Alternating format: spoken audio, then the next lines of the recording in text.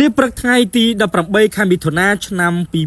2026អាយដាមសុកប្រសិទ្ធទីប្រឹក្សាផ្ទាល់សម្ដេចមហាបវរធិបតីហ៊ុនម៉ាណែតនាយករដ្ឋមន្ត្រីនៃព្រះរាជាណាចក្រកម្ពុជានិងជារដ្ឋលេខាធិការក្រសួងព័ត៌មានបានអញ្ជើញទស្សនកិច្ចនៅមន្ទីរពេទ្យថងញ៉ាត់និងចូលរួមកិច្ចប្រជុំជាមួយលោកសាស្ត្រាចារ្យវិជ្ជាបណ្ឌិតលេឌីងថាញ់ប្រធានមន្ទីរពេទ្យថងញ៉ាត់នៅទីក្រុងហូជីមិញប្រទេសវៀតណាមដើម្បីពង្រឹងទំនាក់ទំនងនៃការផ្លាស់ប្តូរកិច្ចសហប្រតិបត្តិការក្នុងវិស័យបណ្ដុះបណ្ដាលតាមរយៈអាហារូបករណ៍ជំនាញសុខាភិបាលនិងការគាំទ្រដល់អ្នកជំនាញវិទ្យាសាស្ត្រព្រមទាំងសេវាកម្មថែទាំសុខភាពនិងកិច្ចសហប្រតិបត្តិការបន្ថែមរហូតឈានដល់ការចុះអនុសារណៈរវាងគ្នាដើម្បីទទួលបានសេវាកម្មវិទ្យាសាស្ត្រសម្រាប់មន្ត្រីក្រសួងព័ត៌មានគូបញ្ជាផងដែរថាមន្ទីរពេទ្យថងញ៉ាត់ជាមន្ទីរពេទ្យពហុជំនាញឈានមុខគេដែលមានជំនាញខាងជំងឺមនុស្សចាស់និងការថែទាំសរសៃឈាមបេះដូងដែលមានមន្ទីរពិសោធន៍45កន្លែងនិងក្រេចំនួន400ក្រេបានកើនឡើងដល់ជាង1132ក្រេដោយមានគោលដៅឈានដល់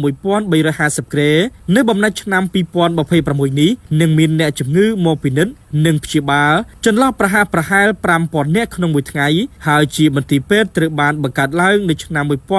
1975បន្ទាប់ពីបញ្ចប់សង្គ្រាមនិងការបង្រួបបង្រួមប្រទេសវៀតណាមរីឯដើមកំណើតនៃមន្ទីរពេទ្យនេះពីមុនជាមន្ទីរពេទ្យយោធាការ71ដែលធ្លាប់ជាមជ្ឈមណ្ឌលដ៏សំខាន់ក្នុងការព្យាបាលក្នុងអំឡុងសង្គ្រាមត្រជាក់នៃប្រទេសវៀតណាមមន្ទីរពេទ្យថងញ៉ាត់ត្រូវបានគេចាត់ទុកថាជាមជ្ឈមណ្ឌលឈានមុខមួយសម្រាប់ការពិនិត្យនិងព្យាបាលមនុស្សចាស់នៅភូមិភាគខាងត្បូងវៀតណាមដោយសារចំនួនប្រជាជនវ័យចាស់បានកើនឡើងយ៉ាងឆាប់រហ័សក្នុងនោះផងដែរមន្ទីរពេទ្យបានអភិវឌ្ឍជំនាញសំខាន់ៗក្នុងការព្យាបាលជំងឺជាច្រើនប្រភេទដែលជួបប្រទះជាញឹកញាប់និងបន្តសិក្សាស្រាវជ្រាវដើម្បីឲ្យក្លាយទៅជាមន្ទីរពេទ្យស្តង់ដារលេខ1របស់ប្រទេសវៀតណាមឆ្លៀតក្នុងឱកាសនេះដែរអាយដាមបានអញ្ជើញសាស្ត្រាចារ្យវិជ្ជាបណ្ឌិតប្រធានមន្ទីរពេទ្យថងញ៉ាត់មកទស្សនកិច្ចនៅប្រទេសកម្ពុជាក្នុងគោលបំណងពង្រឹង